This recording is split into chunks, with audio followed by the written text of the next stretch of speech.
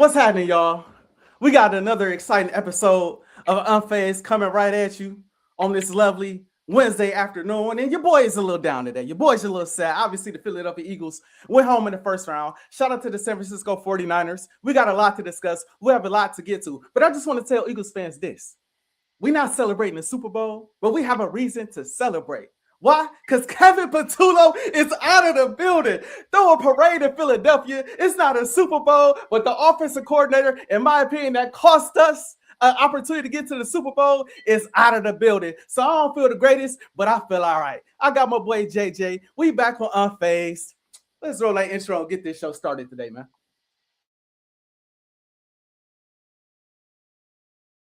Refuse to lose, I'm built to win.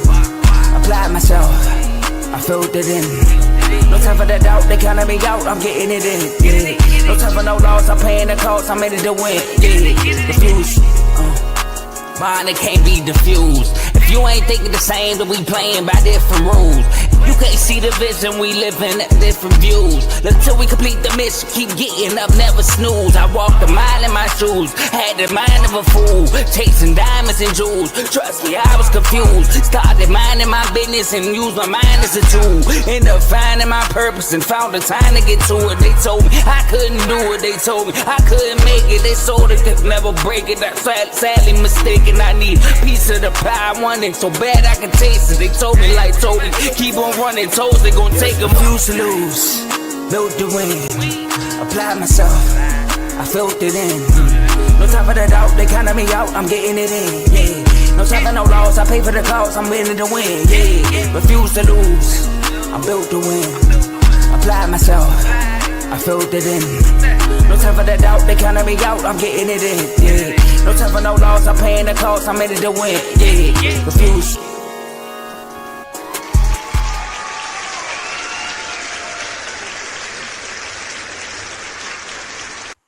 What a powerful intro by AJ right there. Y'all heard what he said. We got JJ and AJ here on Unfazed. But look, we're going to get right to it, fellas and ladies and gentlemen, matter of fact.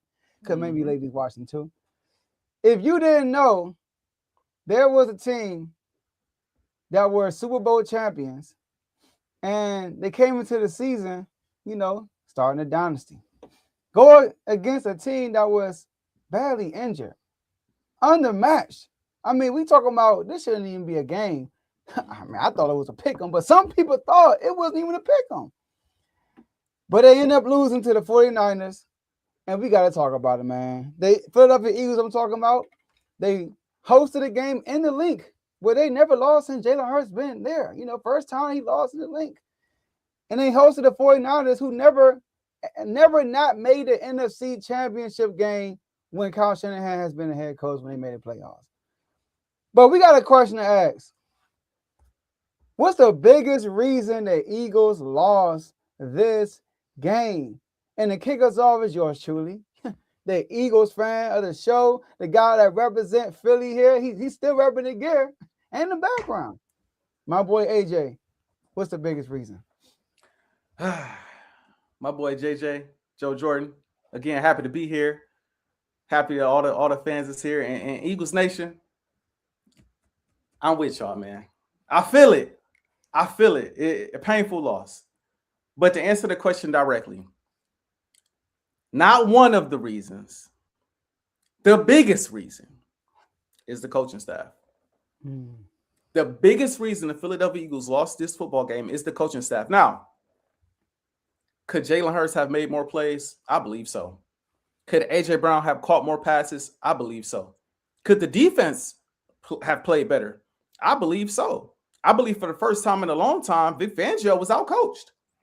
That was a shocker to me. I was stunned by that. And shout out to my boy JJ Joe Jordan, who consistently brought up the fact that, hey man, you sleeping on this offense. This offense can do certain things. And then you got Shanahan over there, who's a masterful game planner when it comes to getting the offenses prepared to go up against elite defenses. And I'm like, man, our defense is this, that, and the third. I'm not too worried, right? But when I talk about the coaching staff, I'm not talking about Vic Fangio. I'm not talking about the defense because, in my personal opinion, the defense has been holding this team together all season long. So I can't really fault the defense. And at the end of the day, the defense gave the offense an opportunity to win this football game. It takes me back to the offense. It takes me back to this offensive coaching staff. Going into the playoffs, we knew that we had a deficiency at the offensive coordinator position. It was known. It was known. Our play calling is predictable. Our offensive scheme is predictable. We know this. But in my mind, we still got a trick up our sleeve. And that is using Jalen Hurts more in the RPO game. Using Jalen Hurts more as a QB draw, just using his legs more, using his mobility more in the offense, right? We didn't see that necessarily all game long. We ran one QB draw. Actually, take that back. We ran two QB draws. The first QB draw we ran it for 13 yards, got called back for a holding penalty. Referees, a whole nother conversation. I'm going to leave that alone. But that got pulled back for because of a holding penalty. That was a 13-yard gain. Got pulled back. Cool. The second time we ran it was fresh off of Quinyon Mitchell's interception on a third down. I think it was 3rd and 10 in the red zone. We ran the ball. Jalen Hurts did a quick QB draw. He slid for 5 yards. We kicked the field goal. I think that was to put us up 19-17, right? When you look at how this game was called, Joe, let me throw some things at you. Okay. Number one, Jalen Hurts lined up under center 9 times. Do you know all 9 times we ran the football? Do you know in this football game, we ran the ball on first down 95% of the time? Do you know, Joe, then later on in the down, after you done ran the ball on first down, you ran the ball on 2nd and 18. This is all in the second half, by the way. You ran the ball on 2nd and 18, 2nd and 12, 2nd and 10, and you ran the ball on a 3rd and 13. These are all run plays when you're already behind the sticks. You know, when you're behind the sticks after a first down, most teams come out and throw the football the following possession to get some of those yards back. Unless you believe that the defense is not expecting you to run the ball, which the Philadelphia Eagles have done in years previous, where it's like they think we're going to pass, so we're going to run, and we pick up a big chunk. But the Philadelphia Eagles did that on first down and then came out most of the time and did it on second down, put us in obvious passing downs on third down where we had a 3rd and 13, a 3rd and 15, a 3rd and 10, a 3rd and 12. This is not a territory that you want to live in, even if you're a prolific passing offense. You don't want to live in that type of territory. Not one time out of the single back and I formation did we run a play action. One time, Joe. So every time we line up in this formation, single back or I formation, they know we are handing the ball off, whether it be a handoff to the right, whether it be a handoff to the left or right up the middle. They know exactly what we're going to do. In the first half, they had a really hard time stopping it. In the second half, they sat on it. And this has been an issue with the Philadelphia Eagles all year long. The reason why I blame the coaching staff the most, Joe, is because this theme that I saw in this football game is a theme I saw all season long. It's only but so much I can blame the players.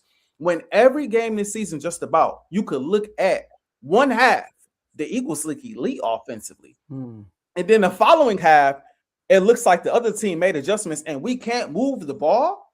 Mind you, these aren't new players. Saquon Barkley been there. Jalen Hurts been there. Ajae Brown been there. Devontae Smith, Dallas Goedert. This offensive line has been there. Maybe not the healthiest, but it's been there.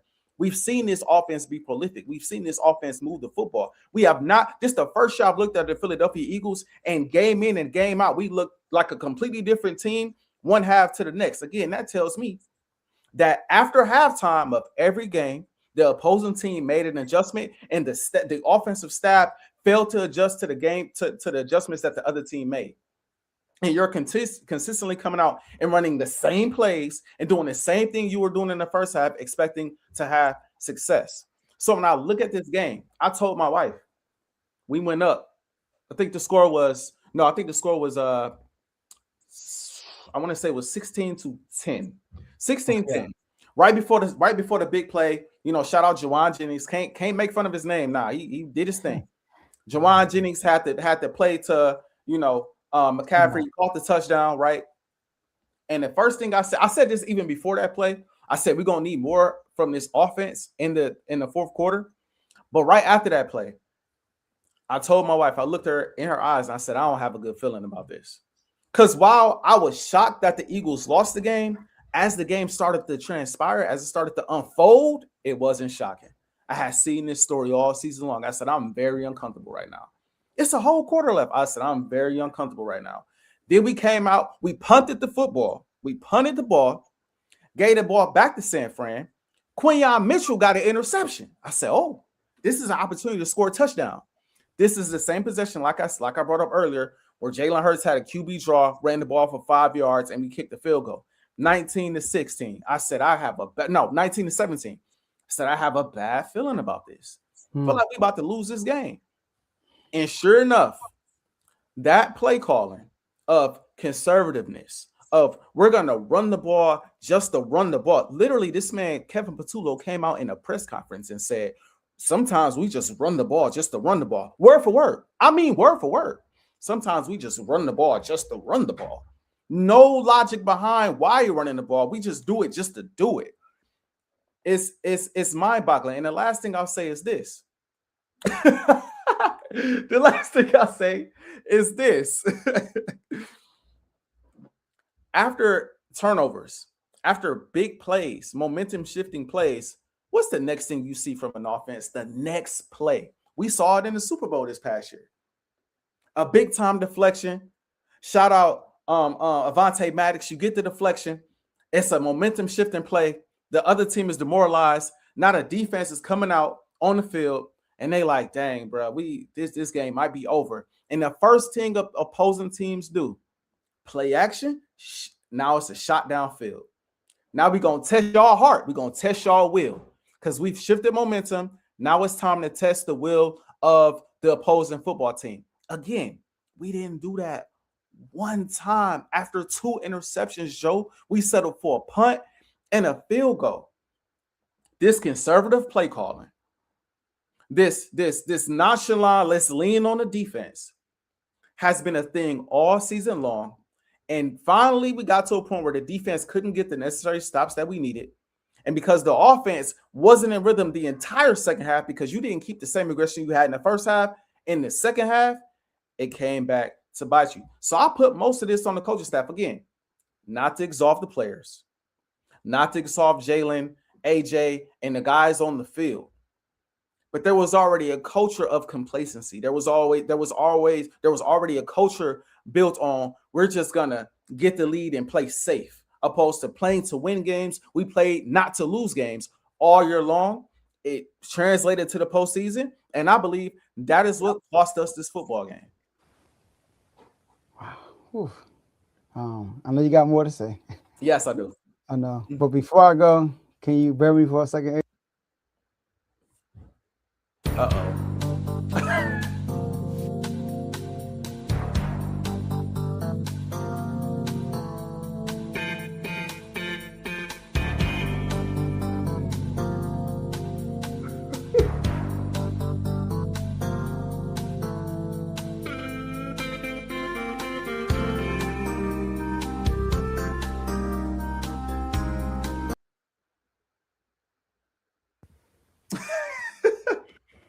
I'm on the behalf of my client, Kevin Patullo. Kevin Patullo. Hold on. Oh, I'm sorry, my microphone. I got caught up in my sweater. Hold on. There we go.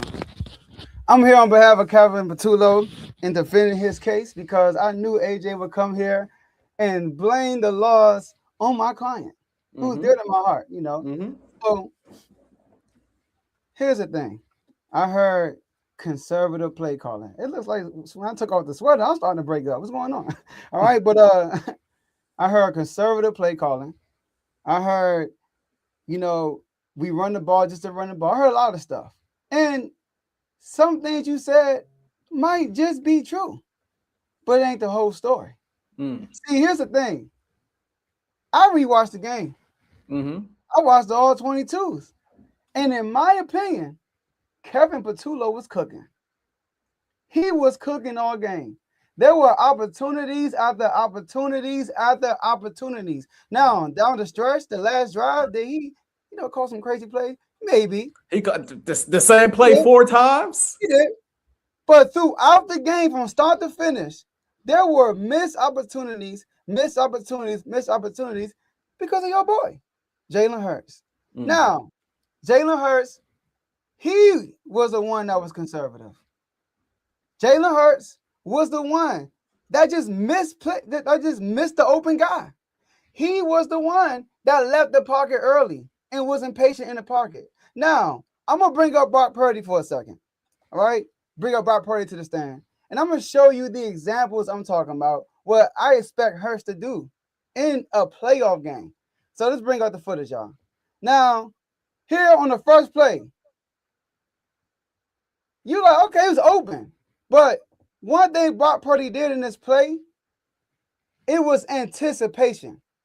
He threw the ball before he was open. He didn't wait till he get it open and then threw the ball. He threw the ball before he was open, so when the ball got there, he was open. Watch it again. Before he's thrown it now. Now he's open. It's a big play. These are the things I expect Hurts to do on a consistent basis. For the people who missed it, these things I'm expecting him to do. So that's one thing. Here's another throw. Same thing on the other side of the field. Anticipation. Boom! Throw it before he's open. It's a defender on top. It's a defender on the bottom. You still throw the ball. Did he throw 2 picks? Yes, maybe you'll throw a pick, but you got to take these throws. And then you look at this play right here, the next one. Right? Sit in the pocket. Pressure is there. Sit in the pocket and throw the ball. That's what Brock Purdy did in that play. He got hit. He sat in the pocket. He could have ran, but he sat in the pocket and stayed patient, threw the ball. And right here, hold on, before I play this one. On this play right here, there was a defender. We're looking at Robinson on the bottom of the screen. When he cut in, there's a defender that he's going above, and there's a defender in front of him. Purdy threw it so neither can get it, but it was an anticipated throw. It wasn't, let me wait till you get open. He throws it, boom, and he kind of threw it in so he can still catch it. So these are the type of plays that Purdy made all game. Now, let's talk about Jalen Hurts. All right. And look, am I saying Jalen Hurts is a bum? No, I'm not. I'm not saying that. So anybody is watching, you might say Jalen Hurts is a bum. I ain't saying that. But AJ, you are an Eagles fan. So you forced me to watch the all 22s. And I got to tell you, this is the most clips I got of Jalen Hurts out of any game I watched this year. And I was surprised. When I watched the game by itself, I didn't see none of this until I watched the all 22s. I was like, this dude missing plays like crazy. So when I say Kevin Patullo was cooking, let's see what he was cooking up, because he was cooking a good meal. I mean, it was a good meal. The first play we're going to bring up. Now, this right here is a post route by the wide receiver on the top of the screen. All right? The wide receiver on top of the screen. Hold on, let me pause it. You can't see him, but you can see his legs. On top of the screen, he's going to do a post route. He's open, but Jalen Hurts settles for the conservative pass. Let's watch. Watch the receiver first. Boom! Throw it! He conservative. Threw it to Goddard. Let's do it again. Brock Purdy would have threw that. That's a first down. Throw it! That's not the read. That's not the read on it. Okay, go ahead. Go ahead. Go ahead. No, go ahead. It looks like that's not the read on the play. It looked like the first read on that play is Dallas Goedert in that curl route. He don't even look Dotson. Is that Dotson? He don't even look Dotson way. Whoever it was. Yeah, that's my point. Conservative. I'm gonna let you finish. Over and over again. It's all game. Let's keep going. Let's keep going. Because y'all blame Kevin Patullo like he's being conservative when that route on top of the screen, that would have got y'all a good chunk of yards. But y'all settled for the first progression, right? So let's go to the second video. All right. I'm not gonna go through them because we'll be here all day. I got a whole bunch of videos of this. So on this next video right here, this is another wide receiver on the bottom of the screen open, but he settles. Watch the bottom of the screen. He's open, but Jalen Hurts is gonna settle. Let's do it. All right, look, let's go back. Who you talking about? Ajae? We look. Is there Ajae on the bottom of the screen right here? At the 40-yard line? No, that's not Ajae. That looks like I'm blanking on his name, but I got you. It don't matter. The point is, 49ers are running zone right now. Mhm. So Kevin Patullo sent the wide receiver right there and sent Goddard right there also. So this DB has a decision to make. What he does, he's trying to hold off on the receiver and Goddard, but he's more so favoring Goddard. If Jalen Hurts is be more patient, watch the receiver break open in a tight window, that he's not going to willing to take the risk to throw this ball. He's going to settle for the easy one. Right here. Throw it! Brock Purdy would have threw it. This is my point, AJ. Y'all saying that he's conservative, like there's no plays here. There are plays here to be made, but y'all not making them. You set up for the conservative route. Now, let's go to another one. All right, because plays are here to be made, but you're not making them. Who we out? This is the third play, right? Play number 3. You can tell me where to start, because like I said, I got a bunch of plays. You know, Yeah, hey, do you think I got time? Do you think, bro? So right here, top of the screen. Let's look at the receiver on top of the screen. Mm-hmm. He's on top of the screen. AJ. Now, this. I was surprised right here because this is his favorite. This is his favorite throw. It's a comeback route. It's a comeback route. All right. It's a comeback route for a first down, but instead, this is third down. By the way, hey y'all, let's watch it. This is third down. It's a comeback route for a first down, and he throws it to the flat. I think. Let's look at it. What's top of the screen? What's top of the screen? Throw it. What do he do? He throws it at Saquon Barkley. He gets tackled. It's fourth down. You got to punt the ball. That's on Hurts. Boom. Throw it. He don't throw it. He throw it at Saquon Barkley. Fourth down. You got to punt the ball. That's not on Kevin Patullo. He juiced something up for y'all to get the first down. But Hurts settled for the conservative throw. And right there, I was shocked, like I said, because he loved the comeback routes with A.J. Brown. But instead, he threw it. I'm about to say that was. I think that was Dotson. I think it was Dotson. And that's why on my paper I just put receiver. I mean, I don't know who these dudes are. You know, I don't know who these dudes are. I mean, you got the players are important though. Like that's an important detail that you leave it out. But because you're talking about a play, you talking about a play to Dotson, and you talking about a play to our fourth string receiver. I just want to point that out before you, as you continue. I'm pointing that out, but I'm gonna let you continue. Let me ask you this: on that play I just showed, it's third down. That play he could have hit. I think that was Dotson. That play he could have hit Dotson on that play. There was also a play. I'll even give you one. You might have it. There was also a play where Dotson had a post route. It was on the last possession of the game. It was before the Ajae pass, and before we threw it to the flat to Saquon, and Dotson had cut across the middle of the field on a post route. I forget what side of the field it was on, but it looked like his progression was to the other side of the field. But I'm pretty sure I got it. I got everything. You know, I got everything right now, AJ. Now this one right here, this one was crazy, right? Now this one, I ain't really got to show this one because he got the first down anyway. He went with the conservative route, but he got the first down. But I just want to show it because there was dudes open, but he settled for the. My point is, Hurts, he settles for the conservative one instead of he not risky at all. So here's the thing right here. Goddard and AJ Brown open right here, or Goddard and whoever that receiver on top of the screen. I'm gonna play it again. It's open. What? But this is an anticipation throw. You gotta throw it as he's turning, and that's my thing with Hurts. I don't think he does that a lot. Now watch Goddard right there, or look at top. Look at AJ Brown. Also, but he ended up throwing it right here. I can't get no arrow, but you threw it to the Devontae Smith. Yeah, he ended up getting the first down, so that's not a big deal. I don't know why I got this up. I thought I deleted this one. All right, so then this right here. Hold on. Okay, this right here. I was shocked because this is one of Hurts. This is what Hurts does right here. I was shocked right here, AJ. I was shocked. It's third down. It's the first third down. Y'all didn't convert. All right. Now right here, they're bringing blitz. And I'm going to put down Hurts for not really recognizing it. This dude right here in the middle is blitzing. And then what's going to happen there is they're running man. AJ Brown is one-on-one. And you love that all day, right? Right. He one-on-one, but instead, look where he threw the ball. This not a big deal, but come on. I was throw to AJ Brown, but no, this ain't it. Oh, this is something different. Okay. Everybody probably mad. Saquon dropped the ball. This is third down too. Saquon dropped the ball. Saquon wasn't about to get no first down. Throw to AJ Brown on top of the field. One-on-one. He's one-on-one. He's one-on-one. Just throw it. But that's not a big deal. I just want to put that out there. You know what I mean?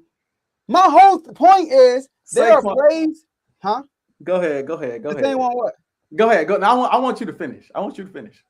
My point is there are plays to be made, but he's not taking the shots. He's not taking the shots.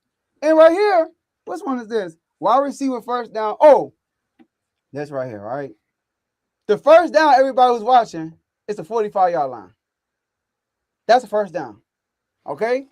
So it don't say which wide receiver. I think on top of the field. Let's watch the play and see what happens.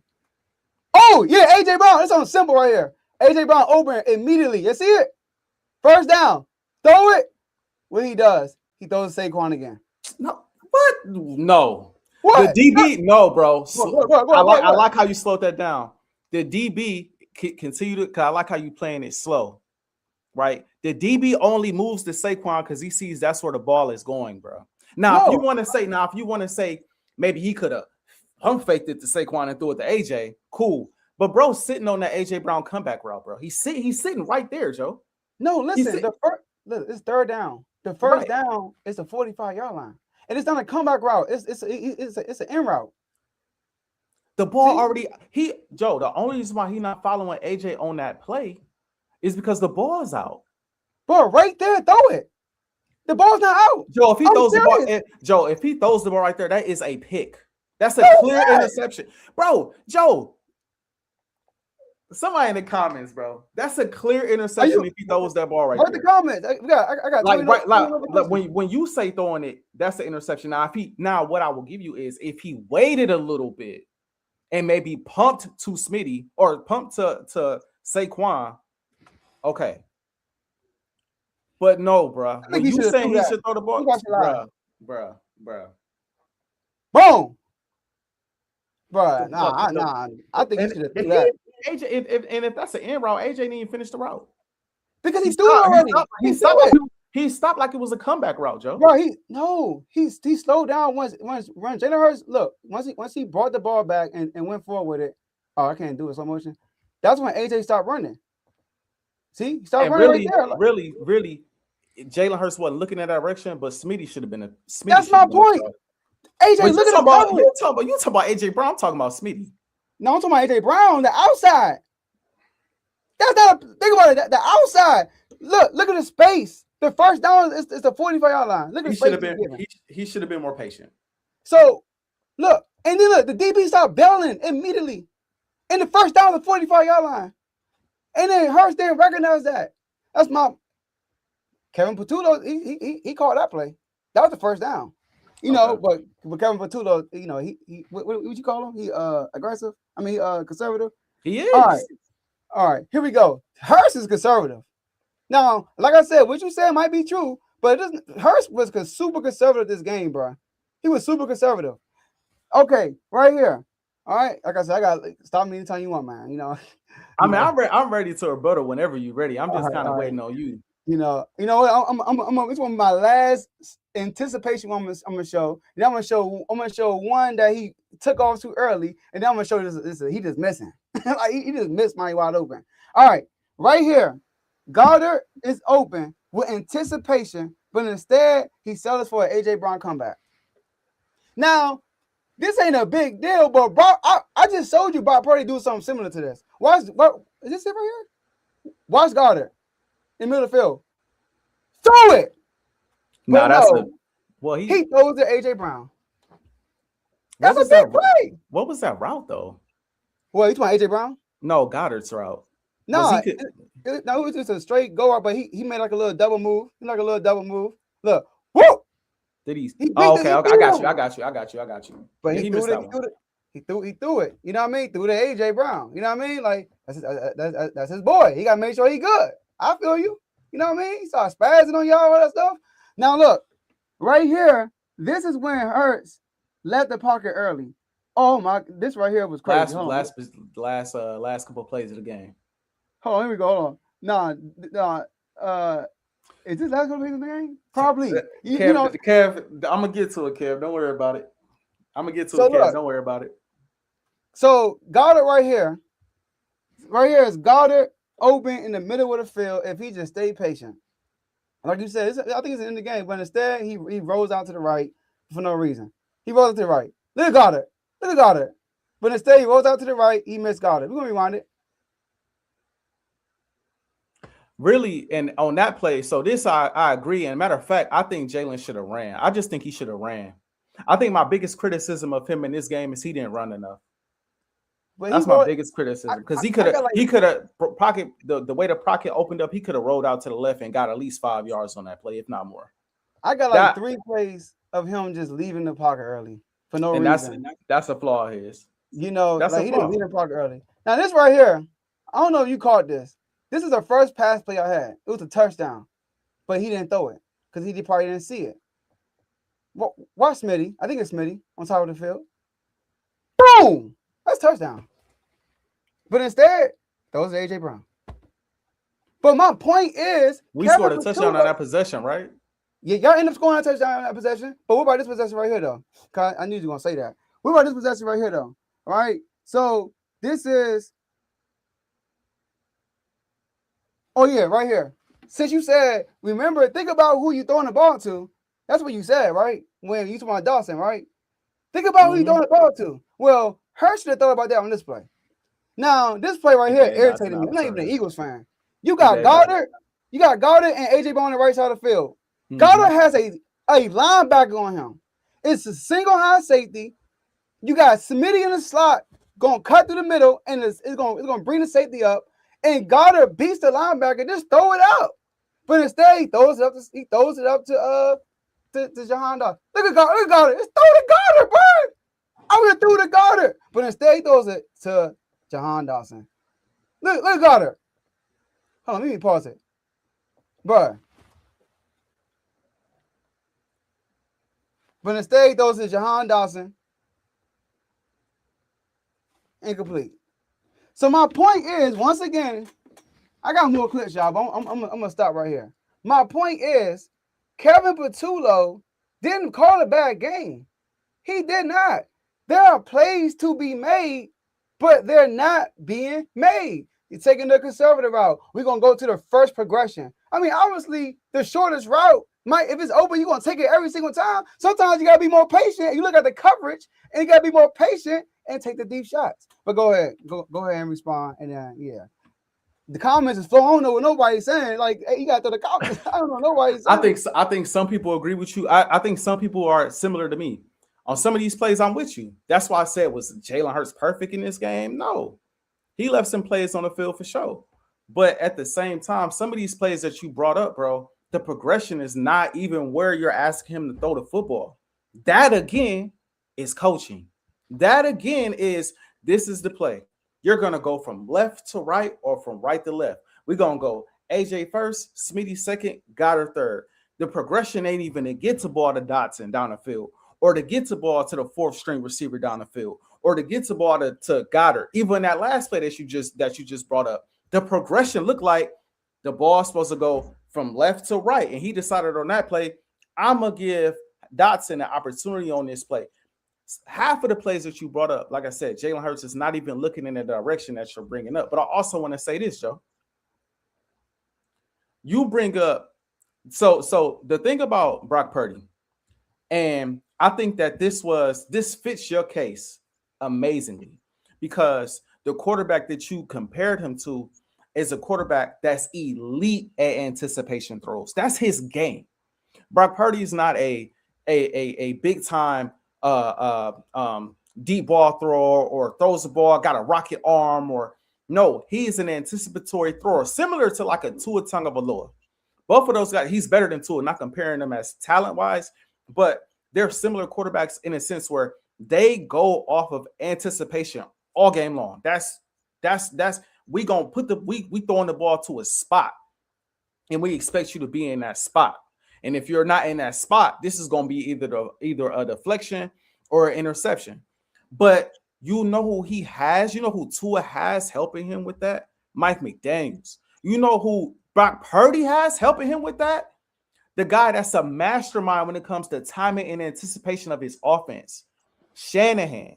And they've been together for years.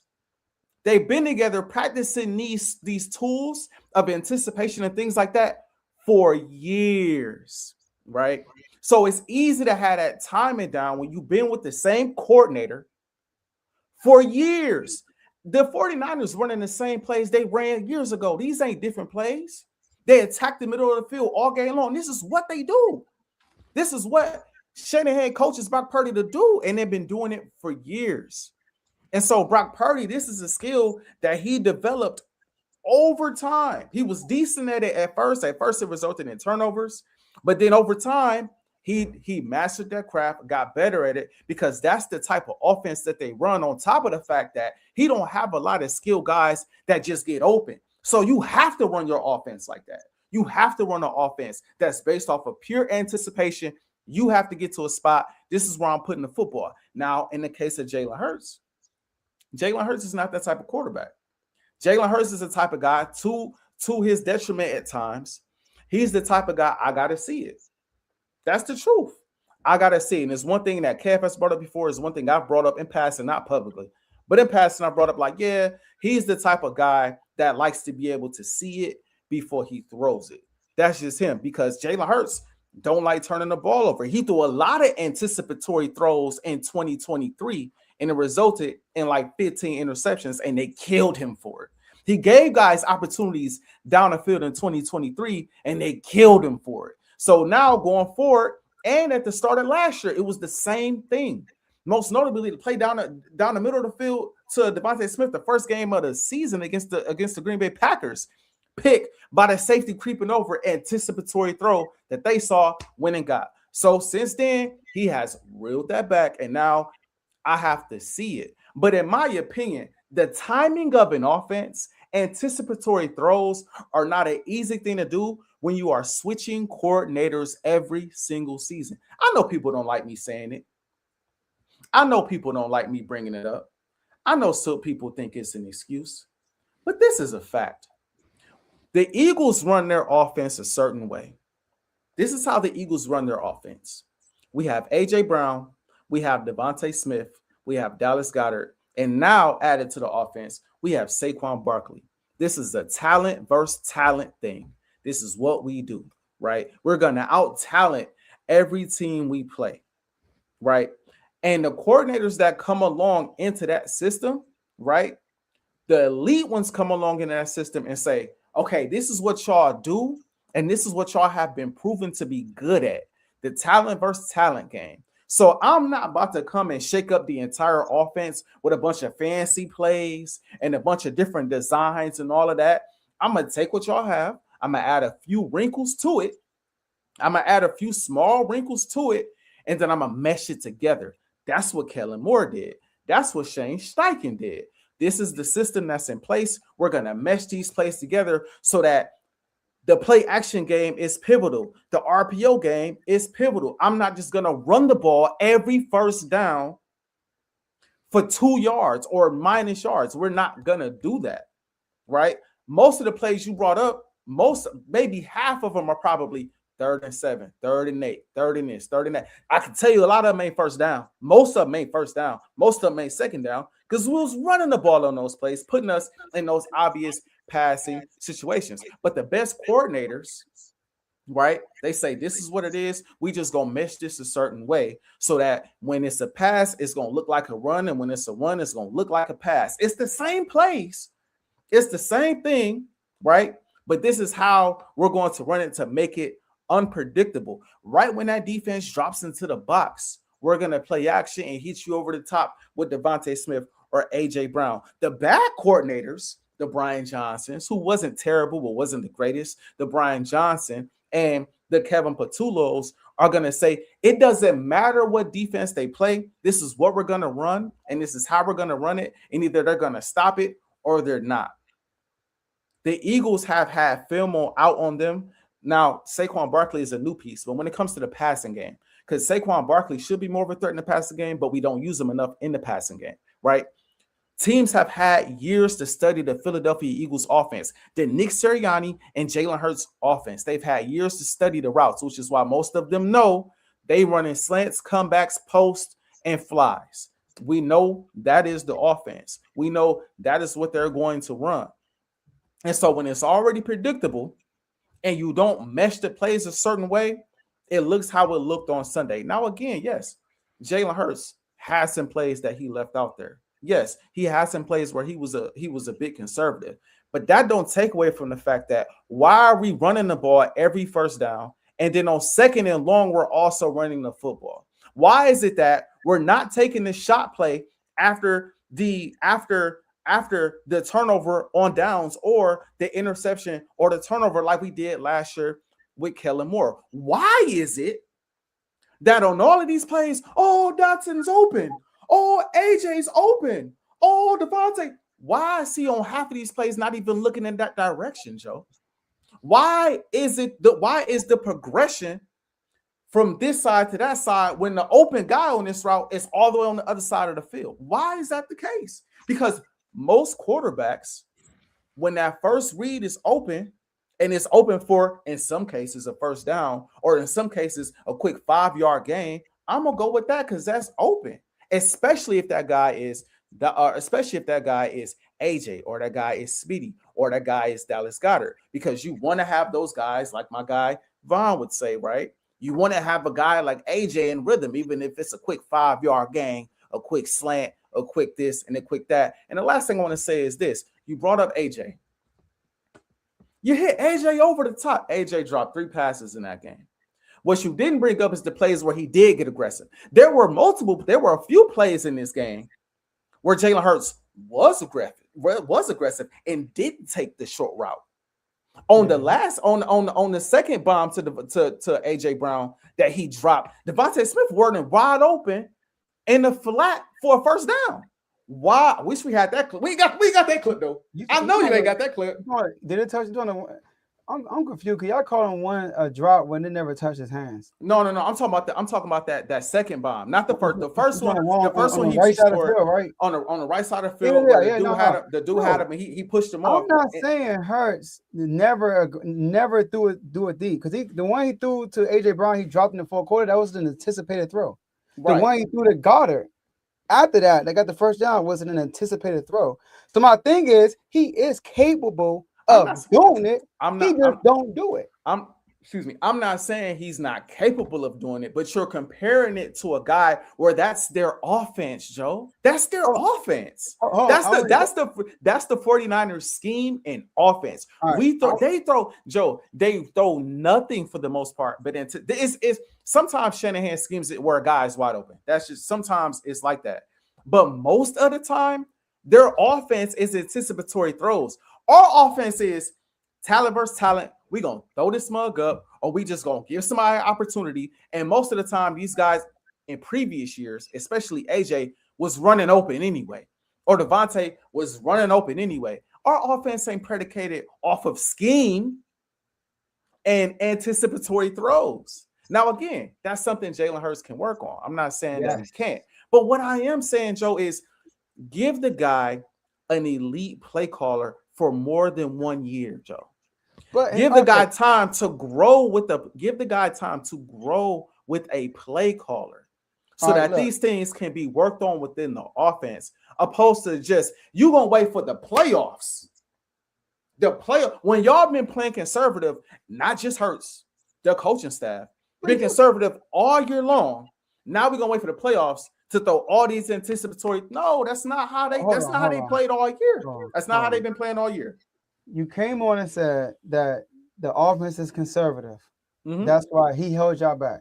I'm talking about I'm not talking about. So hold on. So you think what we saw today is different what we saw all year? Say that again. So you think the way he called the game today was different on how y'all called the game all year? What I'm getting at, Joe, is I'm not saying because at this point I don't have an issue at this point with the route concepts. I don't really have an issue with the pass plays, Joe. It's when we do it. When I say conservative, I mean we run the ball way too much sometimes. That's my biggest gripe. Even though the run game was effective in this game, right? But there are times where, Joe, you don't have to run the ball through the middle of the teeth of the defense 24/7 and not run no play action when the defense clearly know that you're going to run the ball. Joe, we didn't run no play action out of I formation or or single back, Joe. So that's what I'm getting at. I'm getting at like play action. Your first read is Devontae on the deep ball or AJ on the deep ball after the play action. Now, if Hurts missing on a bunch of those plays, we have a different conversation. But what I'm saying is you run the ball on first down, you run the ball on second down, and then you put yourself in 3rd and 10 every possession, and then you get mad when you punt.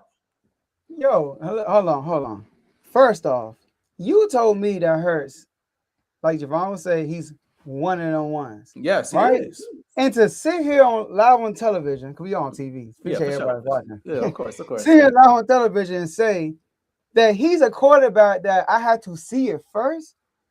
I don't know not one guy in history that's 1-on-1s who got to see it first. Can I ask you a question? Can I ask you a question? Can you name me another guy that's done the things Hurts has done in the past game with 9 different coordinators, with a different coordinator every single season? Can you give me the example of that? What has he done that's been like over like spectacular? Joe, the man, Joe, the one time the man had a consistent coordinator for 2 years, he was an all-pro quarterback. Oh, okay, but what did he do in the passing game?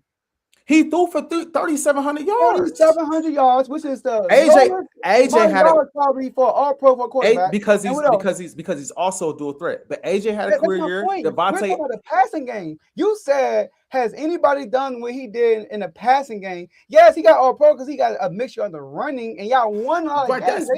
That's also a part of it, though, Joe. You not only are you running the ball on first down and second down every play, you take away his legs. So what happened to the QB draw? Why are we not running QB draw? Like we're going over the place. Listen, it's stick with me real quick. Yeah, I got you. He got to see it to throw it. And Kev, I get you the system on that stuff, anticipation. If you can't throw with timing, I see Jaden Daniels throwing timing. I see us, for real, he does throw with timing. Ask your boy Kev, he could probably tell you, right? With us, I be crying a lot about like, yo, we are in shotgun all the time. We are never in the I formation for real. But is that going to stop him from throwing an anticipated throw? Am I going to blame Cliff Kingsbury for a loss if my guys missing guys open? I even came on the show the same stuff I'm pointing out with him. I came on with the Vikings game and pointed the same, like he could have done this. He could have, because I got high standards for him. Right. I feel like it was too many plays that was out there that could have been more yards, a first down or a touchdown if Hurts was a little bit more patient, a little bit more aggressive, or threw with some anticipation. The fact that he can't throw with anticipation on the regular basis is bad. And you brought up something. You funny. You said in 2023, he did anticipation stuff and he threw picks. He had 15 interceptions and only 23 touchdowns. That's not a good year. I didn't say it was. I didn't say it was. So I brought that up for that reason. So think about it. When he does throw with anticipation, he don't have a good year. Like, he got talent. This brings up, this is why people say this about Hurts. You just said it. We go talent for talent. Your talent be. So you telling me if he don't got the talent, you know you don't got talent, you got to throw guys open. You got to throw with anticipation. Brock Purdy and them are not winning that game without Brandon Ayuk, without all these superstars, with regular guys if he's not throwing with anticipation. So you put Hurts in that situation, you're telling me they're not winning that game? He has to have these superstars. I would love to see Jalen Hurts in a situation where that is the offense, and it's not just talent on talent. It's more so about our offense is based off anticipatory throws, because that is what their offense is. The Philadelphia Eagles offense is not an anticipatory passing offense. It hasn't been. Since Hurts been the starter, that's never been their offense, bro. That's never been their offense, bro. It's not look, me personally, you're focused on the scheme. I'm focused on if I'm a quarterback. You know everybody's route. I know what he's going to do. I know what he's going to do. And yes, do you got the chemistry with Kevin Patullo? I mean, you should by now. This is they're going to playoffs. But you got y'all acting like these are different routes. Hold on, quick. You acting like these are different routes. These are the same routes, but different concepts, like different combination. But it's the same routes. You got timing with AJ Brown. You got timing with Dotson by now. It's 2 years now. You got timing with Goddard. You got timing with Smitty. So the timing thing, I can't get with you with that. So, like the anticipation thing is if I know Smitty, if I see the coverage, I say they run a cover 2. I know that the DB is going to sit in the flat most likely, and the safety is going to sit over the top. If he's running a go route, I know, and I'm sending somebody to the flat. I know when AJ gets past the DB, I'm going to anticipate that, and I'm going to throw it because I know what's going to happen because I know the play. That's what I mean. I'm not talking about Shanahan is telling you or Patula's telling you, hey, when he does the post route, so he passed that DB, I want you to throw it. No, you should know to throw that. That's what I'm saying. It don't have to be like it's not part of our offense. Do you see it? My point is, I'm not saying it's just a skill thing. I'm saying if it's a skill that's worked on over time in most cases with the same dang coaching staff. And a lot of times there are elite. This man working with Kyle Shanahan year in and year out. What about Cam Ward? Cam Ward throws with anticipation. And this is rookie year. First time with this dude. Tyler Shuck throws with anticipation. With Kellen Moore? But it's his first year. You keep saying like chemistry. This is their first year. Tyler Shuck even played the whole year. He got thrown in half of the year. Jalen Hurts is a Super Bowl champion. An all-pro. Let me finish. Go ahead. Jalen Hurts is a Super Bowl champion. An all-pro, a Super Bowl MVP. Devontae got crazy numbers. AJ got crazy numbers. Goddard got solid numbers. The offense has ran a certain way with him playing this exact way that you're criticizing. So if you want to criticize, he don't throw with anticipation, anticipation. Well, it wasn't an issue in 2022. It wasn't an issue last year. When did y'all have this? Let me finish. Yeah, let me finish. It wasn't issues them other years at all. Why? Yeah. Because you had competent coaching.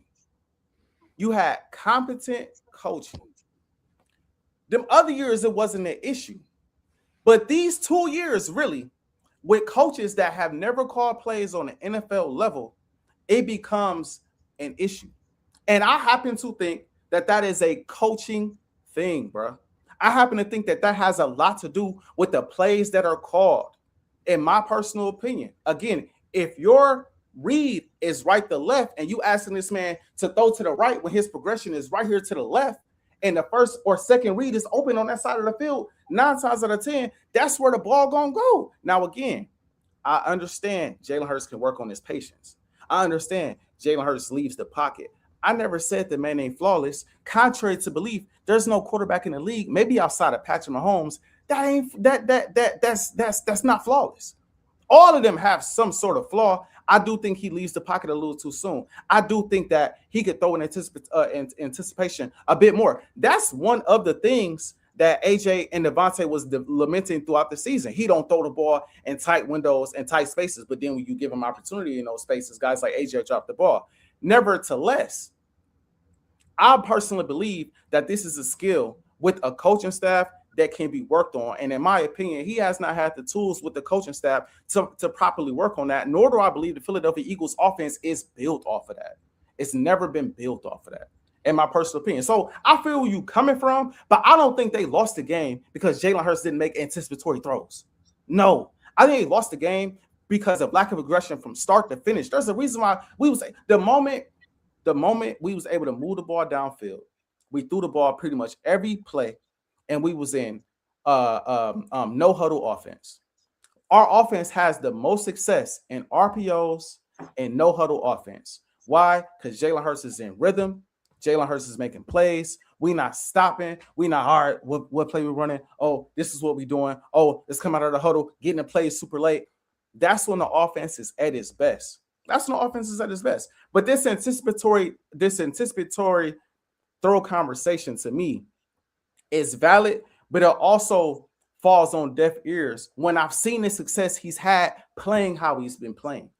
Jalen Hurts is the one. Jalen Hurts, the coordinator position is the one situation that's not the constant in the offense. So if it wasn't an issue last year, and it wasn't an issue in 2023, 2022, I'm not about to sit up here and say it's an issue and that's the reason why we lost. And I'm not sure if you're saying that's the reason why we lost. I hope that's not what you're saying.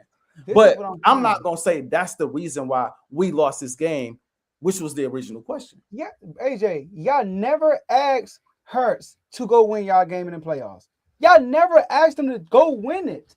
When the game is tight, Hurts, take us home. I need you to have a game when it's a back and forth and you cooking. Y'all never had that. This was the time you needed it. And there were opportunities for him to do it. And he did not. He was conservative. He was. You keep talking about running the ball first down. All that stuff might be true. But I just showed you a bunch of plays when things could have happened differently. And you keep saying, that might not be his progression, bro. At the end of the day, Hurts been in the league for how long now? Hurts not a rookie no more, bro. Like you say, he's a Super Bowl champion. He's been playing long seasons. You are the quarterback. You know what's going on before the play. When you read the defense, you should know, okay, so this might be open.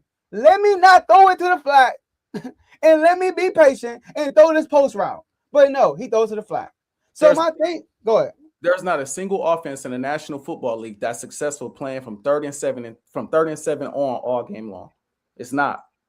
Throw the ball on first down. Play action on second down. There's not a single offense in the National Football League. Everything you saying, my whole point is this, Joe. Everything you saying may be valid. Everything you saying may be valid. But I've seen him play this way before and win. My goal as an Eagles fan is to win. We asked the question, why did they lose? So no, they lost the game. They lost the game, Joe, because they're always playing behind the sticks. That's what they are. They are always playing behind the sticks because they run the ball more than any team in the National Football League on first down. And then on second down, they do the same damn thing. And everybody sees it coming. That is why they have struggled for the most part this year.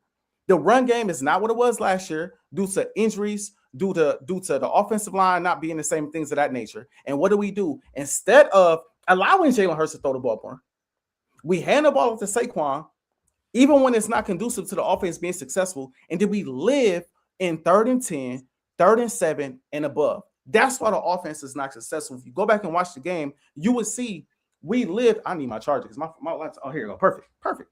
We live. My bad, y'all. We live in that territory all game long. That's where we live. And there's no success, there's no offense in the National Football League that is successful under those type of circumstances.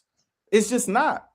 It's not, bro. It's not. I don't know how many teams can get 2 turnovers and not turn the ball over. It's at home. And what we doing after the turnover, Joe? That AJ, was my first point. Do you want me to go through the plays again? You acting like they were not playing 37, 30, 10, 30, 15. There were plays to be made, and they weren't. He didn't even try. He didn't even say, you know what, let me try it. Purdy tried and got 2 picks. And guess what? He kept throwing anticipation, and guess what? Stuff happened. Because he had to throw anticipation. When I'm hearing this, if we don't have guys who can win one-on-one, let me ask you a question. He can't win. Let me ask you a question. And we saw him win in 2020. We saw him get to the playoffs with guys who couldn't win one-on-one. But nevertheless, we talking about playoffs. We talking about the money matters in the playoffs. Justin Herbert got to the playoffs multiple times. Did he ever win one? Let me ask you a question. We talking about playoffs. Let me ask you a question. Go ahead. You don't put none of the season or none of this playoff game on Kelly.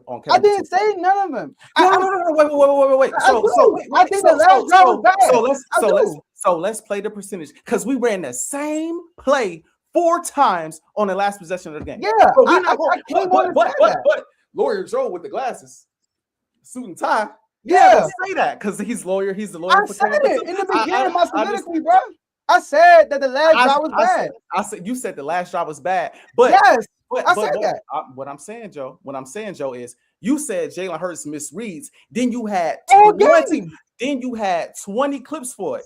Yes. But you said for Kevin Patullo, oh, it was just bad. You didn't go into detail about the fact because you did that.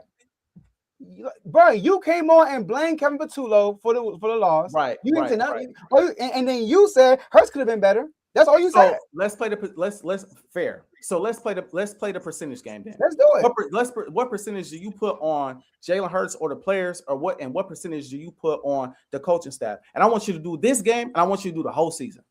The whole season, we're not talking about that. We're Okay, talking so about the this playoff game. game. This So game. look, let me break it down. Why I'm gonna give our get. When I look at the situation, your defense played pretty well. They gave up 23 points, but they played pretty well. They gave you They gave up 2 turnovers. Saquon Barkley had 100 rushing yards. They ran the ball a lot, even though you said it's predictable. He did average 4 yards a carry, so he did run the ball pretty good. I don't know what he averaged in the second half. It wasn't 4 yards a carry. I can tell you that right now. What did Hurts do in the first half and the second half? My point. What did he do? Like, he had 160 yards the whole game. Hold on. 168 yard passing yards with 35 attempts.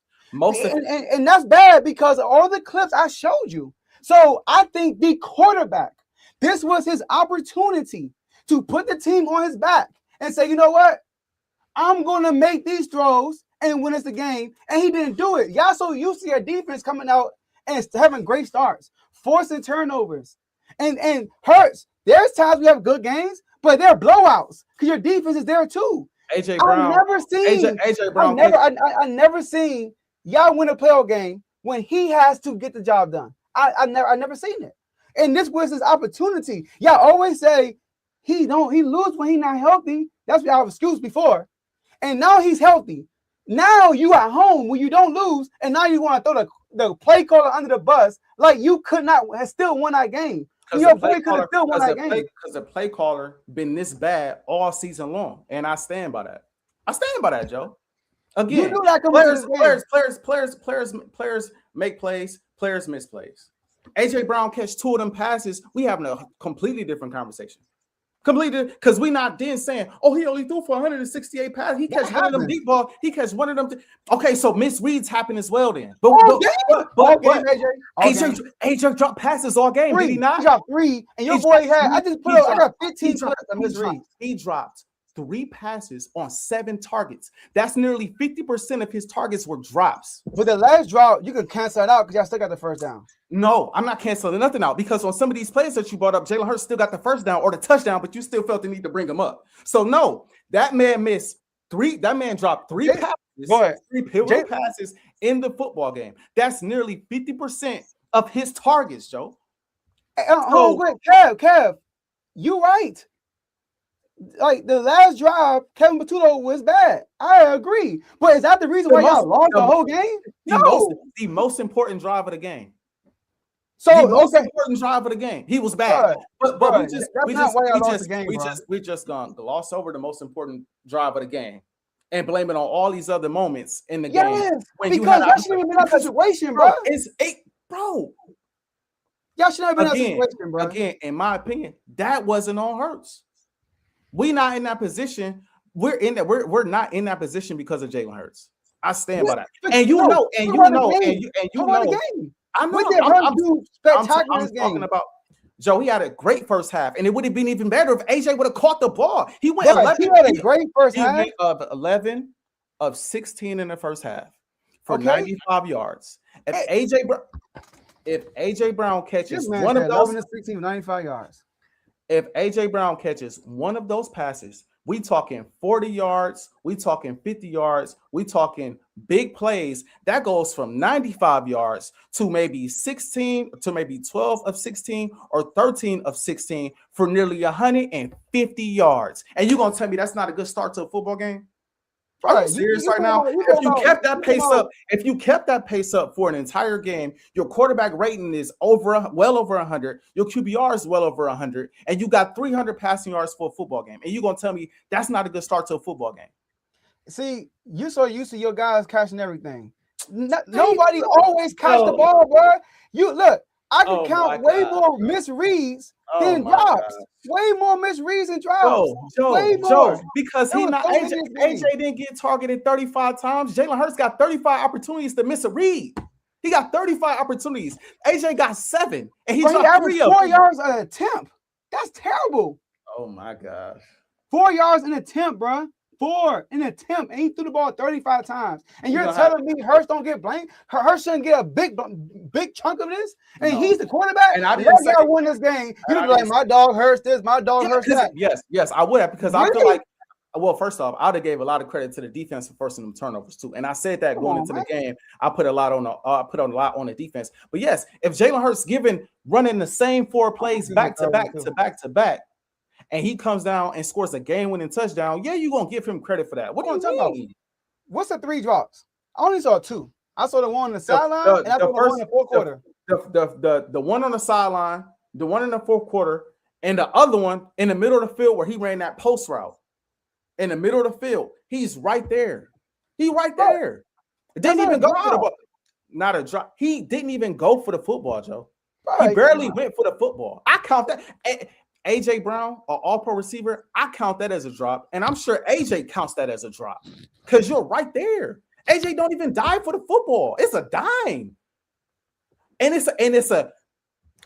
well, I can't say that's an anticipatory throw because that's not an anticipatory throw. That's a go route. That's a go route. I'm gonna give you an opportunity at the ball. That's what that is. But like I said before, AJ catches one of those. I'm not asking AJ to go out there and go for 150, 160 yards, but I'm asking him to make one of those plays. It's a different ball game. That pass he catches in the fourth, even though we got to play to Goddard the following possession, he catch that, bro. He might house that because the safety is flat-footed. And AJ got the speed to bend the corner and at least get further. I mean, that one play might have got us to the red zone, honestly, because he got the speed to bend that corner and potentially house it. We've seen him do it before.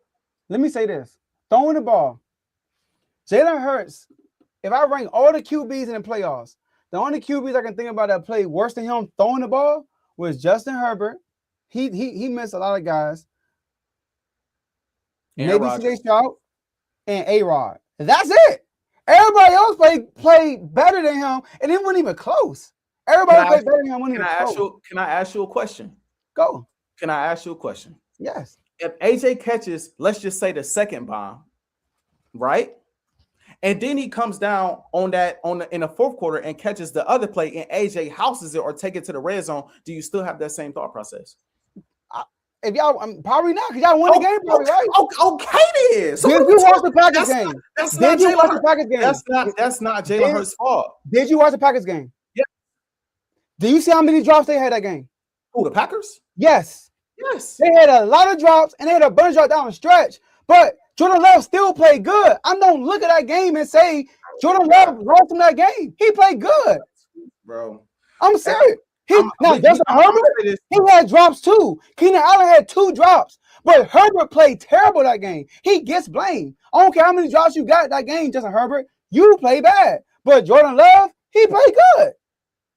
Just because people going to drop passes, bro, that's part of the game. But I'm talking about Hurts. He had opportunities and he did not capitalize.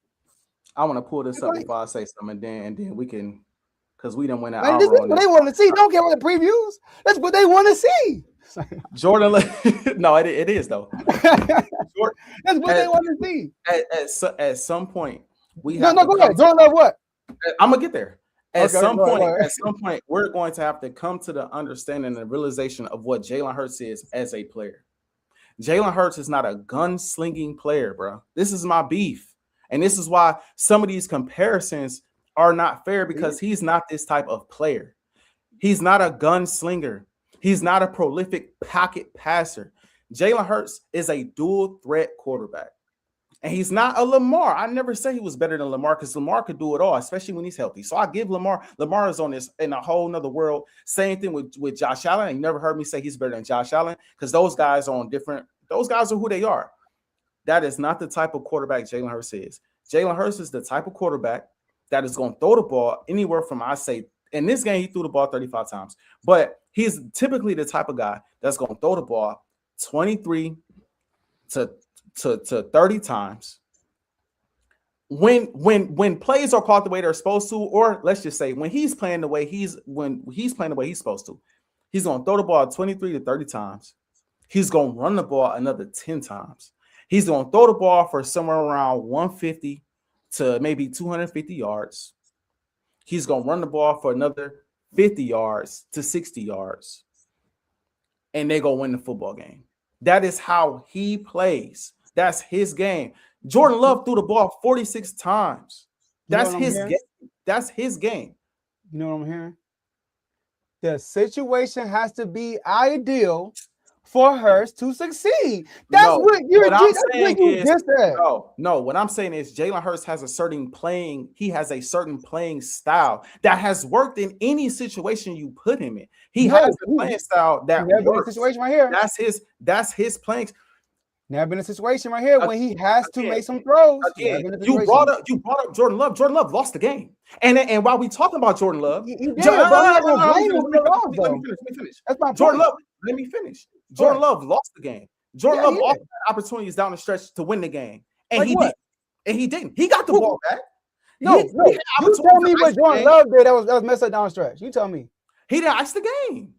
What did he do wrong? He misreads as well down the stretch. No, he did not. Yes, Joe, you gonna tell me he threw the ball 46 times, completed 24 passes. He had no misreads all game, bro. He had no misreads down the stretch. No, you just said down the stretch he had the ball and he misreads, and I'm telling you, he did not. Okay, so what about throughout the entire game then? He probably missed one. Nobody perfect, AJ, but Jordan Love threw for 4 touchdowns and he put up numbers and he had more drops than your boy. Your boy misreads the whole game. He averaged 4 yards an attempt. You just said that Hurts, he's this type of quarterback. You're telling me it gotta be an ideal situation, bro. You realize exposing your boy right now. You're just telling the world that he has to be in a certain situation for him to succeed. So you telling me if we ask him to drop back 35 times, 40 times in a playoff game, he's not going to win us a game? I'm not saying that. It's not ideal for him? That's what you're saying right now? I'm not saying that. What I'm saying is... Because Jordan Love, though, his game is not dropping back 40-something times. Go back and look at the attempts per game. He's right there with your boy, Jalen Hurts. What I'm saying is you have to use his entire skill set. Look at Lamar Jackson. We all think he's one of them ones, right? Yeah. What happens to Lamar Jackson when he's not running in the playoffs? What happens? Hold on. In the AFC Championship game. In the AFC Championship game. In the Chiefs, against the Kansas City Chiefs. When he wasn't running, how did he look? Okay, he looked bad. In the Bills game. In the first Bills game. Okay, when he wasn't running, how did he look? He looked bad. No, he didn't look bad. What was you gonna say? I'm not gonna say he looked bad. He had a bad play. That interception was a bad play. He didn't look bad though. They had 3 points up to that moment. He had a bad game. You gotta watch the game, bro. He wasn't playing. Watch the game. I don't think he played bad for real. He had a bad play. But what about the second Bills game? What was you gonna say about the Bills game? What about the second one? The second Bills game. What about that one? What about it? What was you? He ran zero RPOs that game. He had 2 turnovers. Hold on. He had 2 turnovers in the first half, snapped out of it, and with his arm, brought them boys back, and Mark Andrews tried the game-sealing 2-point conversion. And I did hold Lamar accountable, and I said Lamar put them in the hole. But Lamar's arm brought them back in that game. And like I said, Lamar is on a different level. But what I'm getting at is, in that football game, how much did Lamar run in general? I don't remember. Lamar, my point is, Lamar looks different when he's not running, bro. Especially in the playoffs. His game is not the same. He's at his best when you use both weapons, when you use his passing game and his. So what I'm getting at is, we haven't used this man's one of his greatest talents, one of his greatest skills all season. All season, we shied away from the QB draw. All season, we shot away. We ran the least RPO. The one RPO play we ran consistently was the RPO to the flat to Dallas Goedert. We ran that all season long. Outside of that, we shot away from running RPO. We had, I think with Shane Steichen, it was the stat that came out that said Shane Steichen, we had like 1,400 yards off the RPO. And then with Kellen Moore, we had 1,700 yards off of the RPO. And then with the 600, some around those. No. Kevin Patullo was 600. Yeah. Kevin Patullo was 600, but with Kellen and with Steichen, the RPO numbers was high. Why? Because they used Jalen's legs, bro. They used his legs, especially in the playoffs. Some of the best plays he made in the Super Bowl, even though the game at that point, it was like we just icing the game at this point, was him escaping the pocket and making plays with his legs. RPO games where he took off. The biggest play in the Rams game, RPO, where he took off down the sideline, would have ran more until he got hurt. Some of the biggest plays against y'all in the AFC Championship game is him moving, RPO, touchdown. We completely took that out of our game, and we missed it all season. I'm thinking we're gonna bring that back during the season, and we didn't bring it back the whole year, and even in the playoffs. So all I'm saying is, you take away that part of his game, and yeah, he's a much different quarterback. He's a much different quarterback. That's a big part of who he is as a player. But look, and we didn't run it. We ran it twice, and we got 5. We got on average, whatever, that's 18. We got 9 yards of carry on that, bro. We got 9 yards of carry on that, bro. Javon said, "Can Hurts audible to a run play, or you think he limited?" Yeah, he has before. But there comes a time where I'm gonna run with the coach's call, and this is how we played all year long. This is how we played all year long. We've won. So we're going to continue to play how we played. We're gonna play how we played. Bills game, Lamar ran the ball 6 times, but for 39 yards. But he threw the ball 25 times, 254 passing yards. And they lost. Yeah, AJ, am I saying y'all? Am I giving Hurts the blame because y'all lost? Lamar Jackson's rushing attack. If he runs in these playoff games, I think they win in the playoffs. No, AJ, listen to me real quick. Am I saying it's Hurts' fault because y'all lost? No, I just gave you the Jordan Love example. Jordan Love lost, but I'm not going to blame Jordan Love. Justin Herbert lost, but I'm going to blame Justin Herbert. Justin Herbert had more drops than you. So why did we lose? But he missed dudes too. So like he wasn't good. So why did we lose if you're not blaming Hurts? Hurts was the biggest reason. He was the biggest reason. You just said you wasn't blaming Hurts, but I said I'm not blaming him because y'all lost. I'm blaming him because what I brought up. I'm blaming him because he's missing dudes. He had opportunities to get touchdowns, bro. I showed you 2 touchdowns. 1 touchdown we could take away because y'all still scored, but it was another touchdown for Goddard when he threw the Dawson instead. That could have been a touchdown, but he also missed guys for first downs constantly all game. I feel you, Joe.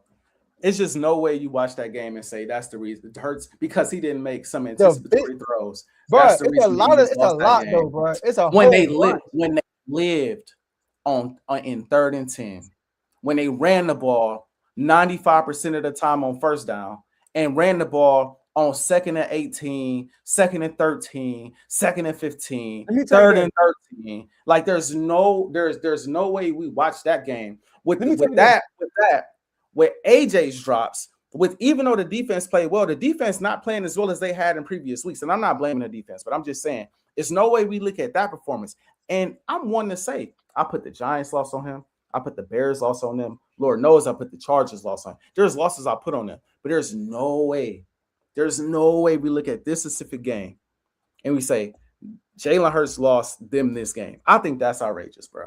I really do. I think that's outrageous. But I hear you though. I want to say this, and I want to say this, and I'll let you use your hypothetical that you're getting ready to use.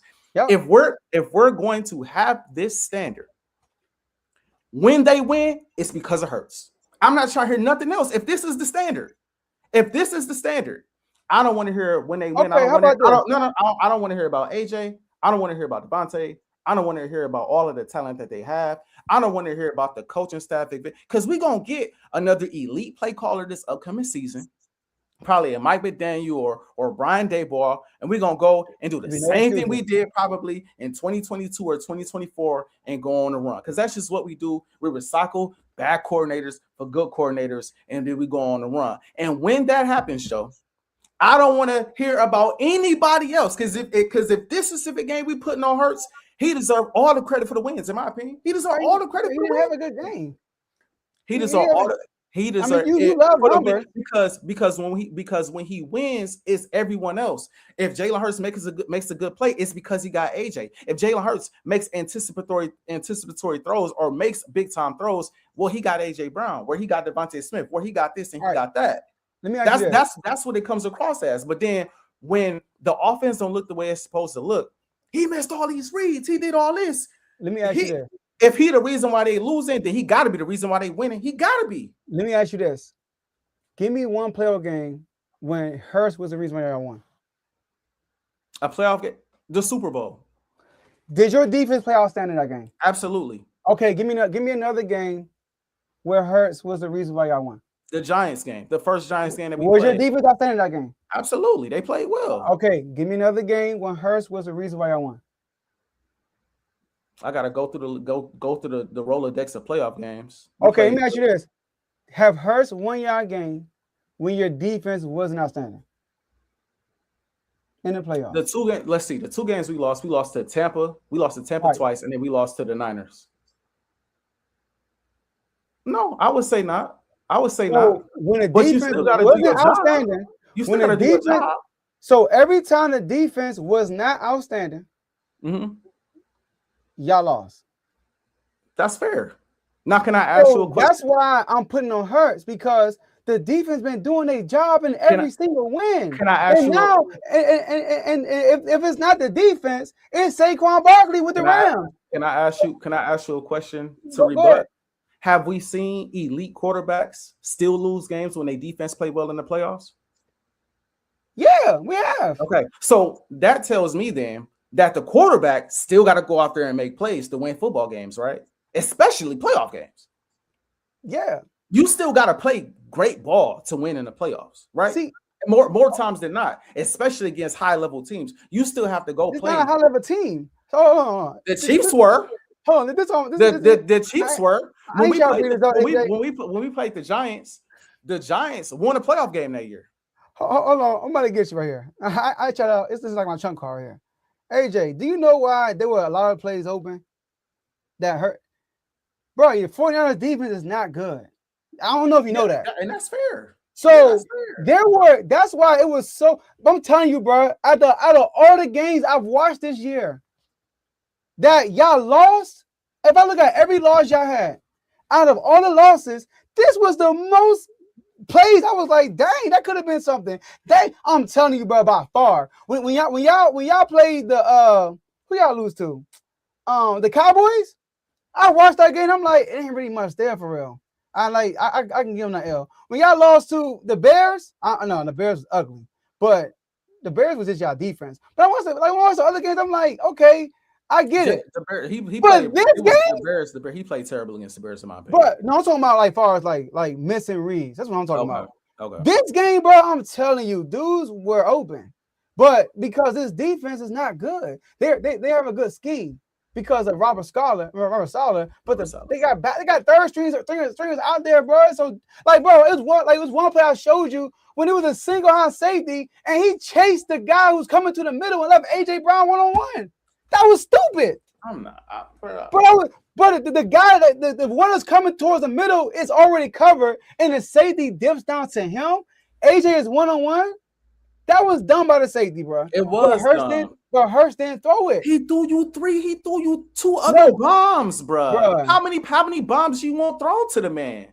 Oh, he gave you two other opportunities, Joe, for big plays. So he just gave up on AJ Brown, basically. You saying? I mean, no, he clearly gave him another opportunity in the fourth. But what I'm saying is, you're not finna drop back and just bomb at the AJ all game, especially when he ain't playing well, bro. We gonna try something else within the offense, bro.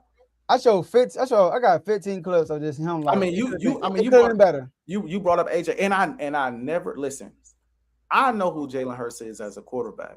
I never said he played perfect. I never said Jalen Hurts was immaculate. The first thing I said was Jalen Hurts left some plays out there. I know he left plays out there. There's a lot though. But my thing is, to me, the game looks much different if it's called a different way. If you use his skill set to his advantage, the game looks a whole lot differently. If you're playing aggressive from the start, it looks different from the start, opposed to you're in a second half of the game, and all of a sudden we can't move the ball downfield because we living in 3rd and 10. It's wow, that what I give you is maybe that third down play isn't conservative. And maybe you got Dotson, you got these other players, but that don't take away from the fact that you're in the position to begin with, bro. You shouldn't even be in that position because you should be aggressive on 1st and 2nd down, especially fresh off of a turnover. That's football 101. Shot play. Let me say this last thing, AJ. Last thing, we can move on because I can talk about this all day though, but we'll move on though. When Lamar Jackson lost and they ain't run the ball, Tom Monken had some blame to that. But did I blame Tom Monken for that loss? No, I blame Lamar Jackson. And even the Bills game, ask Carl. Lamar had 2 turnovers, but he brought them all the way back. Mark Andrews dropped the game time touchdown. Tom Monken ran 0 RPOs the whole game, which was dumb. After playing the Steelers, that's all they did for one drive. Literally the RPO up down the field. Even me or Derrick Henry the whole time. But did I blame Tom Monken? No. Did I blame Mark Andrews? No. I blame Lamar Jackson because Lamar Jackson had plays to be made and he didn't make them in the first half. And I feel the same way about Hurts. This was Hurts' opportunity to shut all this stuff up you've been trying to defend for him. You've been trying to say he's one of them ones. This was his opportunity to do that. Bruh. If he hasn't done enough already to show you what he is, there's no convincing you. Him having a game-winning drive against the worst defense in the postseason wasn't gonna make nobody. Was it gonna make you? Was it gonna make Vaughn? Was it gonna make Chris? Anybody that don't think that feel any differently? If he would have scored that drive, it would have. Man, bro, Jalen Hurts has been in several situations throughout his career where it's like if he win this game, or if he beat this team, or if he go on this run, or if he do this, then he is. And he's done it, and we still come back and we have these conversations, bro, and we debate if he is what I say he is. There at this point, there's nothing Dog would have done. Now, maybe if he went on another Super Bowl run, we will be different. It will feel different. Maybe if he had game-winning drive after game-winning drive in this postseason, maybe y'all would be like, all right, we don't have no choice now. But this one game against the Niners, y'all gonna say you shouldn't have been you shouldn't have been in that position to begin with, number one. And number two, they was the worst defense in the playoffs. Y'all not gonna feel that way. Y'all gonna say, let's see how he look on the road. Another Philadelphia home game. Let's see how he look on the road against Seattle. Or let's see how he look against the Rams. The goalpost is gonna move, bro. So AJ, if he looked good in the passing game, because that's what it was needed this game. He needed to look good in the passing game. If he looked good in the passing game, and he threw some anticipated throw, he looked like a thrower, I would have been like, okay, Hurts. Hurts. Because y'all never have won a game like this in the playoffs. And look, like I know you're a numbers guy. Come on, man. The man 20 for 35, 168 yards in the TD. Drops of 50-yard drops, bro. Everybody's getting drops. You watch the playoffs, everybody has drops, bro. Throw the ball as often as these guys you're referring to. Well, you threw the ball 35 times. What are you talking about? You threw the ball 35 times. It's a lot. You gonna get drops, bro.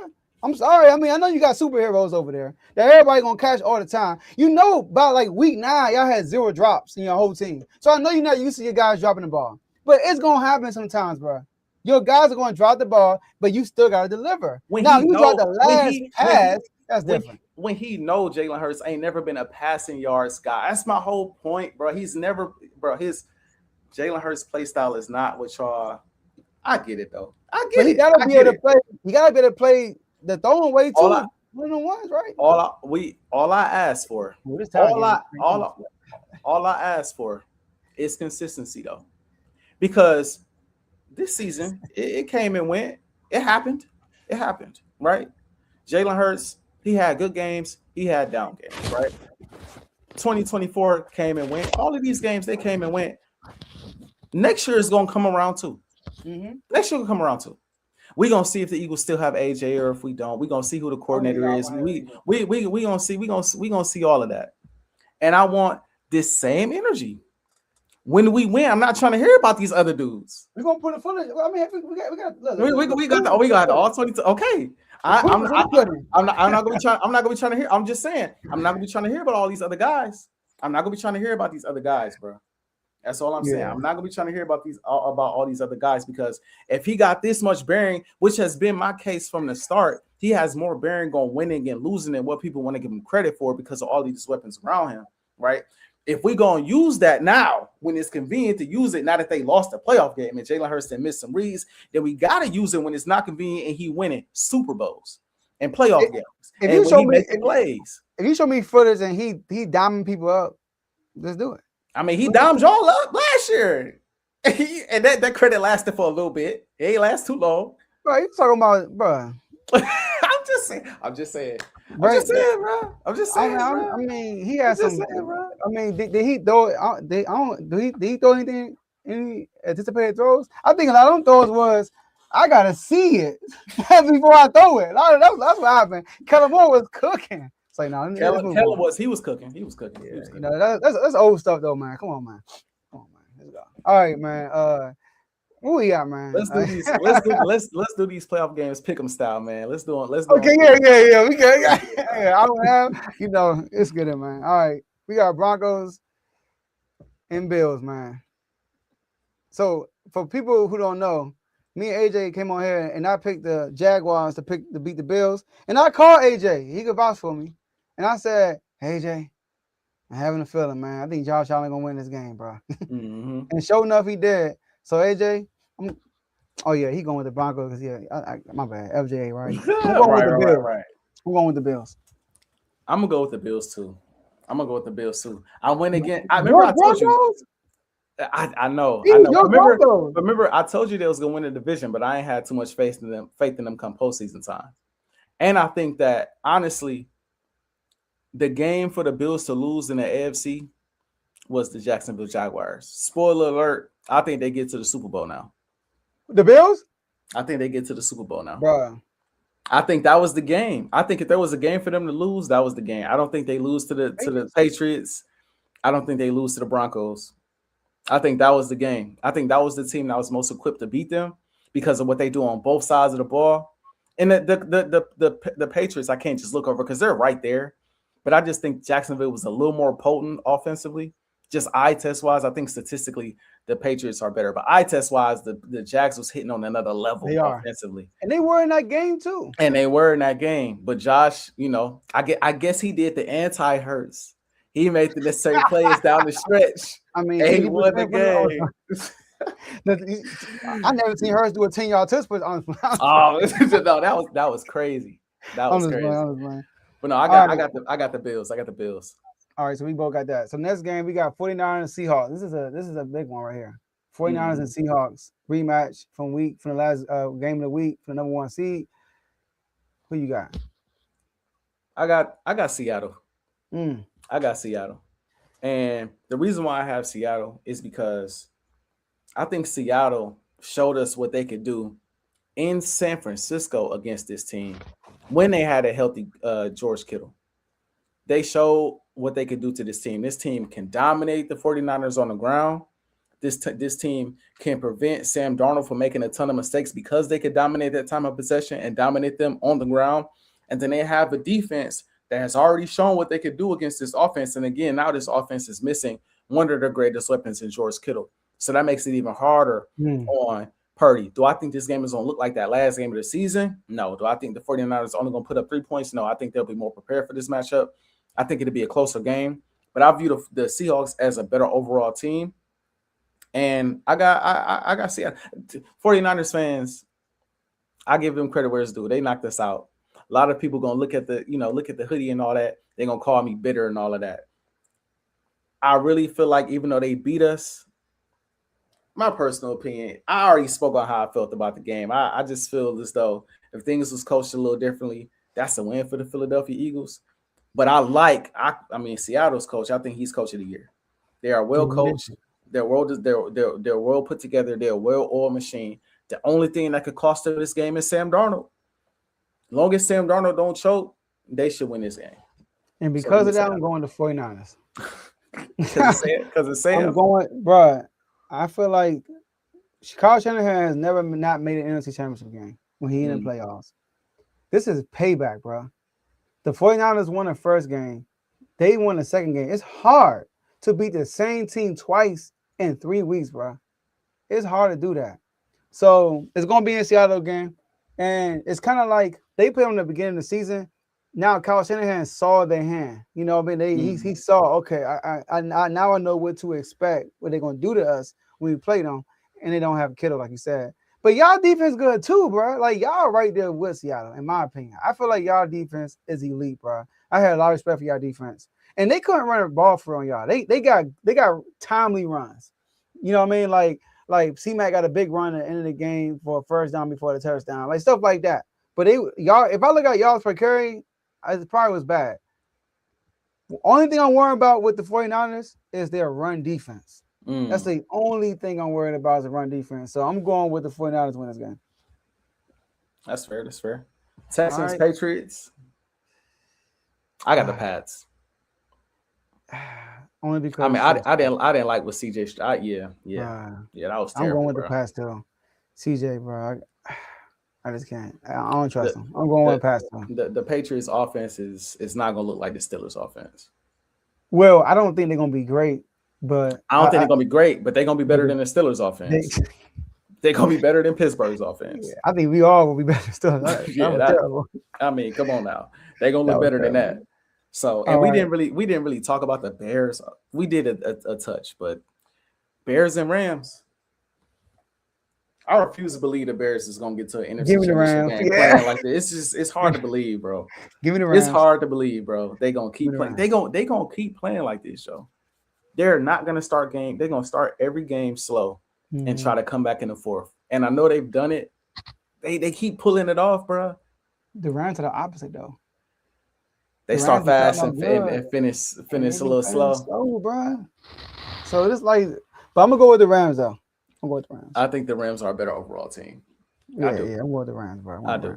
I think the only team that could have beat the Rams in the conference, you was looking at them, man. You know what I'm saying? We could have saved y'all. You know what I'm saying? But hey, it is what it is. I'm cool with the Rams. I ain't got no beef with the Rams. I got beef with y'all. I can tell. Nobody before I to save me. I feel that. Y'all couldn't save yourselves, but anyway. Last word. All right. But that's words, man. My last word. Shout out to the whole R2L network. Shout out to everybody on timeout and full timeout. Shout out to the whole R2L community. Make sure y'all become a member and join the chats because I'm pretty sure this conversation is going to carry on to tomorrow in the chat. You know, so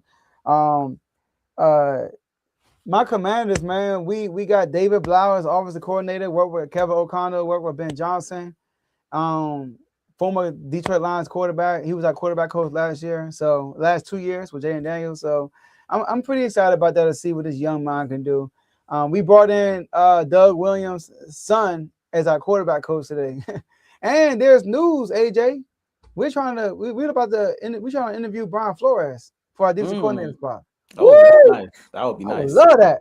That would be nice. I would love that. You know, because Brian Flores had never really played with a potent offense. I mean, he did. And they won 15 games, right? 14 games with Sam Darnold. Yep. So I'm looking forward to that. The Kings, we trash. That's all I gotta say about them. Y'all beat us the other night, though, didn't y'all? I know. We did. Dang, yeah, it's not good for you right now, bro. Like you lost. The Eagles lost. Y'all lost to us. Dang. Y'all about to trade Austin Reeves. Shout out to Vaughn and RBO.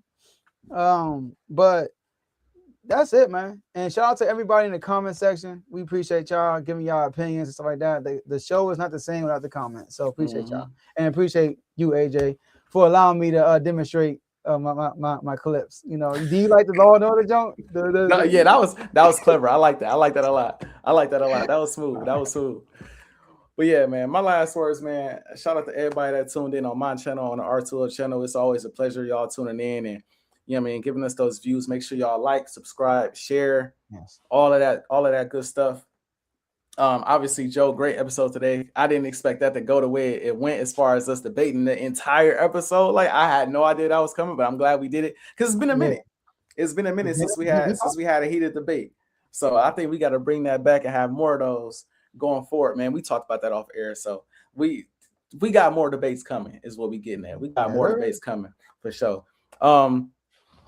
I just want to tell Eagles fans, man, just be prepared. Be prepared. Because what Joe just did is what they all gonna do. It's because and I'm not saying this about Joe specifically, but people have been waiting. See, we gave people hell last year. We did. We won the Super Bowl. We won 14 games. Jalen got to the Super Bowl, played sensational in the NFC Championship game, played sensational in the Super Bowl, won Super Bowl MVP, and we had a parade down Broad Street, okay? We was celebrating. We was talking our talk. Jalen top 5. Jalen might be the best. All this, that, and the third. So they sat in the cut. They dealt with us. They was upset for a very long time, right? They was hot about it, right? And they waited. They said, Jalen gonna give us a bad moment. Jalen gonna give us a bad playoff game. Jalen, the Eagles ain't gonna repeat. And when they do, we gonna pounce on it. And sure enough, Jalen and the Philadelphia Eagles did just that. We gave them a mediocre season, followed by a bad playoff game. And this is now the offseason. But I'm gonna say it the same way Jalen Hurts said it. I don't know if y'all watch Hard Knocks. Same way Jalen Hurts said it in the last episode of Hard Knocks. Sitting off to the side, looking at the screen, looking at Coach Sirianni. He just said a few words, and it's all I needed going into this offseason. We'll be back. We'll be back. And Sirianni said, I have no doubt. That's all I need. That's all I need. So, tough playoff loss. But honestly, knowing we'll be back, having that confidence in my quarterback, that confidence in my GM, that confidence in my organization, knowing that after all of this is said and done, nobody in the comments, unless you're a Patriots or unless you're a Chiefs fan, nobody in the chat can say that they have seen their quarterback currently have as much success as ours or their team have as much success as ours in the last 5 to 10 years. So this is their moment. We remain unfazed, knowing we'll be back. Unfazed.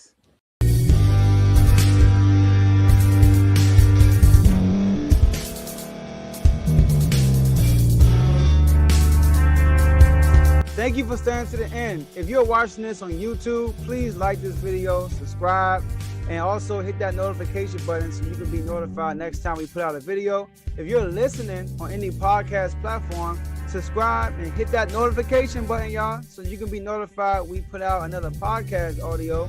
And last but not least, hit that share button. No matter what you're listening to or watching it, hit that share button and send it to somebody that you know that would love to watch this episode you just listened to.